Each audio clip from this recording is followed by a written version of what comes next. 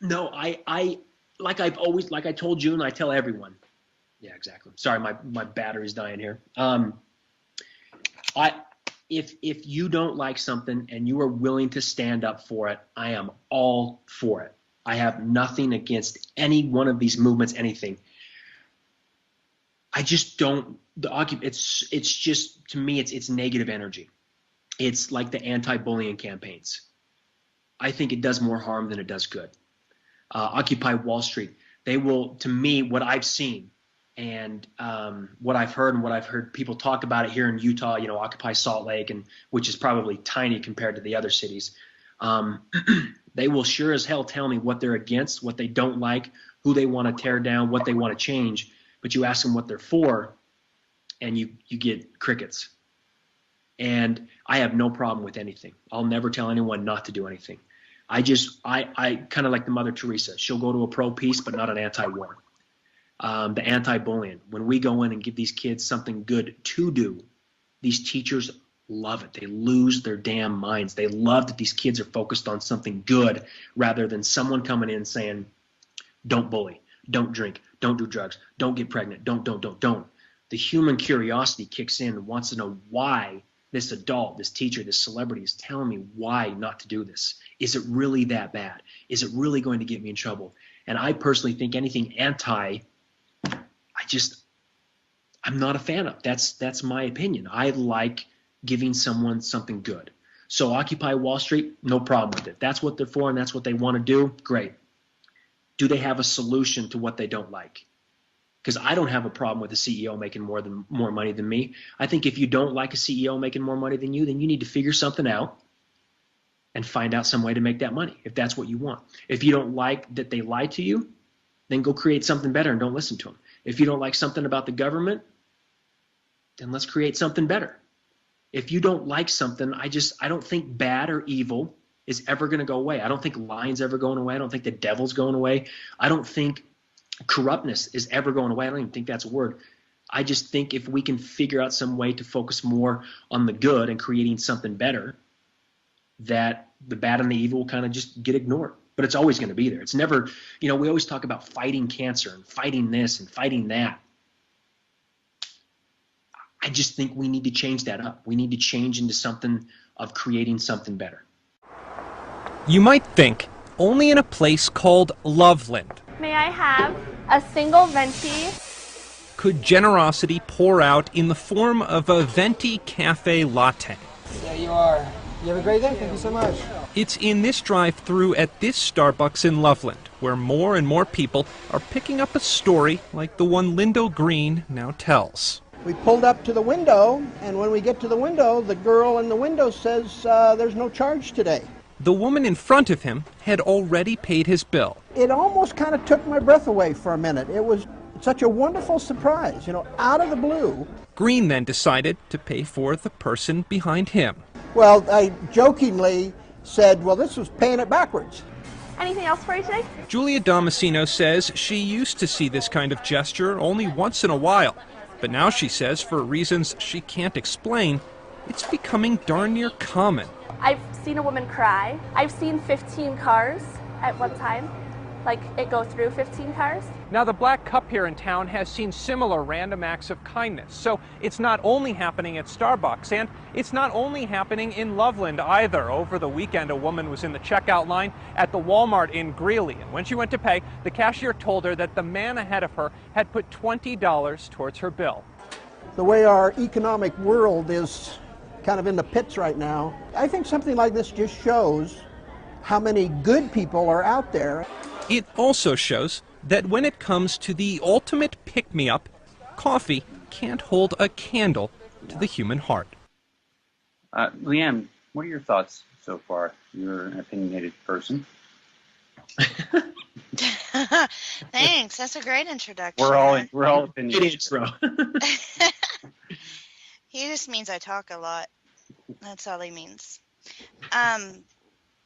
This is just the philosophy that I've always lived my life by anyway. I think it was mainly just because I was raised with the mindset that we're always supposed to do unto others as we'd have them do unto us. And I've always had common courtesy, and something that's always been able to get to me when a lot of things don't get to me. But one thing that absolutely gets to me is how other people are so callous in the way that they treat others. Not always, but you run across it quite a bit. And I know it has a lot to do with how busy our lives are and how everybody's rushing to get nowhere. And so we don't have a lot of compassion for others. And Isaac and I have had many conversations about this, actually. I think that the more you try to remind people that kindness goes a very, very long way, then that impacts people to hopefully think about it when they interact with people. And hopefully some of the people that I serve at work will actually think of that at some point, but usually they're drunk, so they don't. But, you know, here's to hoping. Is there a place on the website, because I've been looking right now, where I would be able to order bracelets to be able to pass them out? Yeah. Are you at payitforwardday.com or pifexperience.org? Hold on. I got to get back to it. Actually, now I'm at the Pay It Forward Experience at the blog. I'm looking over different blog articles right now. If you go to the homepage of the pifexperience.org, there are like 4 or 5 tabs up top, and one of them is PIF bracelet. And you can go there. It'll give you an email address and all that good stuff. Okay, awesome sauce. Thank you. No problem. And excuse me if it wasn't the most coherent sentences there. I work third shift, so I've only had a few hours sleep, and sometimes I have a tendency to ramble anyway. But I hope everything came across clearly that I was trying to say. Yes, it did. Thanks. And Walt, if you are nearby, I just figured I'd take a shot that maybe you are nearby. What were your thoughts on just the explanation of what Pay It Forward is, and then also with his thoughts on Occupy? Are you there? Yeah, I'm here. And firstly, just the idea of the anti, I guess, is what Charley is saying. How that is a very interesting perspective, and I really I take that to heart, because there's so many groups that are against things, but not really as many groups, promoting, things. So I do like that. And as far as the summarization of Pay It Forward, it seems wonderful. I do need to watch the movie. I did not see that yet, and I'm also browsing. I know if you get emotional over it crying, I definitely want to. I think I'm missing out on something. So the concept is wonderful, compassion, and we're all in this together. We're all the same. Blood and spirit. We're all the same, and even down to the creatures. So I like what you're saying so far. Mm-hmm. And Neil, you mentioned about the Code of Humanity. Would you care to expand on that for us? Yeah, I've been involved for a number of years with a group called the Creative Group.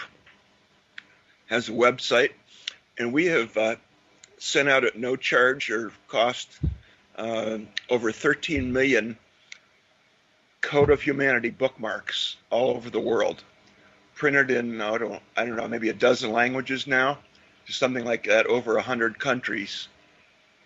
The responses have been incredible, and it was started with just a dozen people who printed up this bookmark, and then someone said, "Oh, that's really great. I'm going to put it up on the internet." And here we are, 13 million Code of Humanity bookmarks sent out all over the world. Kind of amazing to us. And what are the general, their tenets of the Code of Humanity? It's about it's 10 positive choices that people can choose to make.